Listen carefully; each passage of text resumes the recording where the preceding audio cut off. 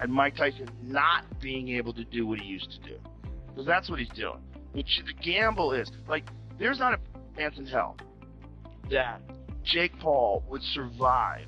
Joe Rogan just outrightedly exposed the Jake Paul vs. Mike Tyson fight contract. Joe Rogan just outrighted exposed the Jake Paul vs. Mike Tyson fight contract, and trust me, what he spilled makes this fight sound less like a boxing match and more like a Netflix drama with a 6-season renewal. I think 20 and 40, yeah. I think 20 and 40, yeah. I think that's, you know, which I'm happy Mike got the money, and I'm happy that he didn't get hurt. That was my fear, that it was going to be a real fight. The real punches weren't being thrown in the ring, they were buried deep in a contract thicker than Tyson's legacy. Every jab, duck, and stare down might have been choreographed with more precision than a Broadway musical. He's fighting big money fights and fights. It almost seems like that he's like for sure gonna win to keep his record nice, which is like this last guy was. Seriously, how did a 57-year-old Mike Tyson end up trading punches with a 7-year-old Jake Paul in the first place? Watching that fight felt less like a sporting event and more like front row seats to a high-budget circus.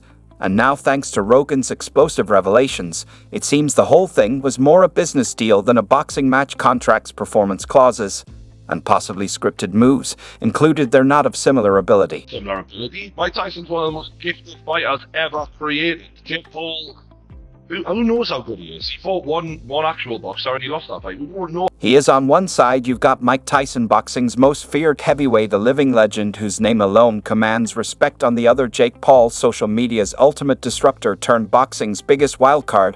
When this fight was announced, it wasn't just boxing fans who were stunned. The entire internet exploded. How could this even be real? Paul is fighting Mike Tyson, and I gotta know, you know, like he's a lot younger, he's half his age, and he's training around the clock for the last few years. People couldn't wrap their heads around it. Tyson, a man who built his career crushing opponents with ferocious power, is now stepping into the ring with Jake Paul, a YouTuber turned boxer with a knack for making people hate watch his every move. It felt like a crossover event out of a Hollywood script. And that's where things get really interesting, because some people think it was a script. Paul Mike Tyson fight. Interesting. Script. How so? What do you mean by Just script? weird. Just Like scripted in what way? no, I don't know. I actually really like Jake Paul. It just seems so. When whispers of a so-called fight script started circulating, it added a whole new layer of chaos. According to the alleged leak, the fight's outcome had been predetermined, complete with specific punches, dramatic knockdowns, and a Hollywood-worthy finale. That the idea sounded too crazy to believe until you look closer. Joe Rogan, who's no stranger to combat sports conspiracy theories, didn't hold back. He dissected the fight with brutal honesty, calling out moments that felt more like a choreographed action scene than a legitimate boxing match. His take: if there was a script, they sure stuck to it in some suspiciously accurate ways. No, I don't know. I don't know. I actually really like Jake Paul. It just seems so. It's odd, bro. It's the timing. I mean, it's fights obviously odd. No, he fights two no names, beats them both.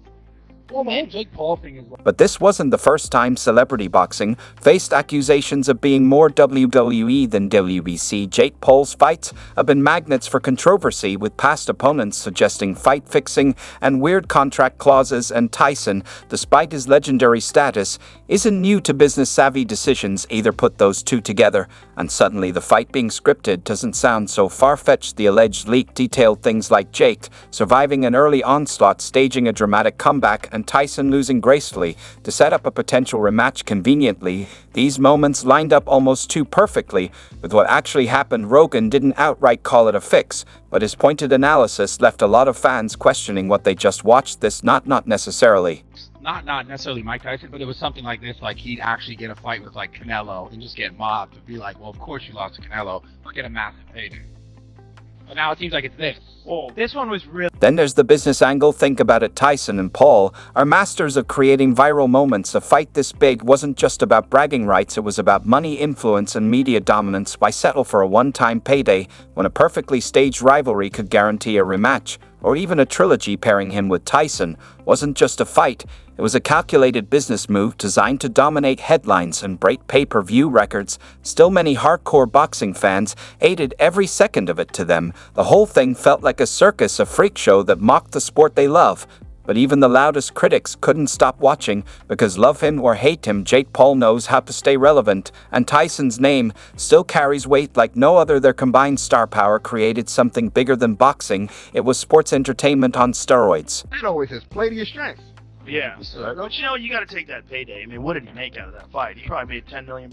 Of course, this brings us back to Joe Rogan's brutal analysis. His deep dive into the fight wasn't just about calling out suspicious moves, it was about defending the integrity of combat sports. Rogan has spent years breaking down real fights, celebrating authentic warriors. Seeing a fight that looked staged didn't just disappoint him, it struck at the heart of everything he stands for. Was it all just a clever marketing stunt? Or was it a legitimate fight that looked too cinematic to be real? Maybe the truth doesn't even matter. Tyson versus Paul wasn't about winning or losing, it was about dominating the cultural conversation. And in that sense, whether scripted or not, they both won. When Jake Paul and Mike Tyson squared off, it wasn't just a fight, it felt like a scripted blockbuster. The bout was packed with almost two perfect moments, prompting fans and experts alike to ask, was this real boxing or a Hollywood production? It's not what boxing is about, is it? It's about two fighters of similar ability, training really hard, finding out who the better man is. They're not similar ability. Mike Tyson's one of the most gifted fighters ever created. Seeing Mike Tyson's loss was the saddest thing for boxing fans. Well, I never imagined Mike's legacy tore apart like this. Jake Paul's resilience also raised eyebrows. His ability to absorb punishment seemed almost superhuman, especially against a puncher like Tyson. Critics pointed out that Paul, despite limited experience, managed to stay composed under pressure, using defensive tactics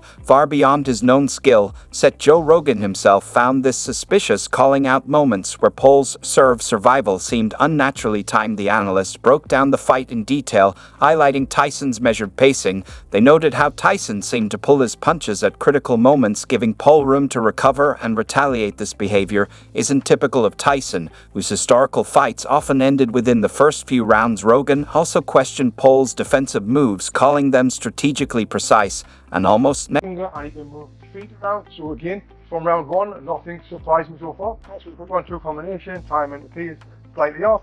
His punches, fractions.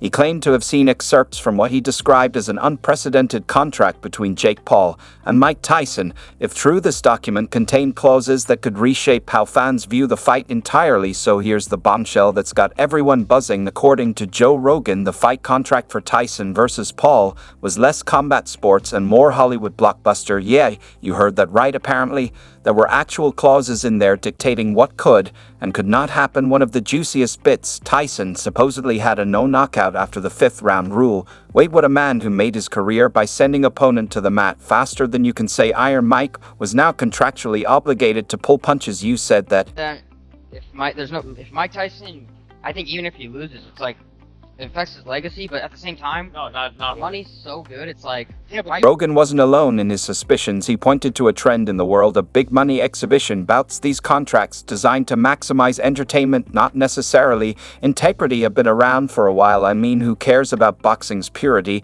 when you can make millions off a fight that's more spectacle than sport? These deals aren't about the art of fighting, they're about who gets to walk away richer, more famous, and with a few extra zeros in their bank account. This isn't about boxing, it's about storytelling. It's the kind of thing that makes you go, wait, was this whole thing scripted? But maybe that's just the reality of modern-day sports. Believe that he was making the money he says he's making, Showtime Boxing wouldn't have gone out of business, and Showtime would have made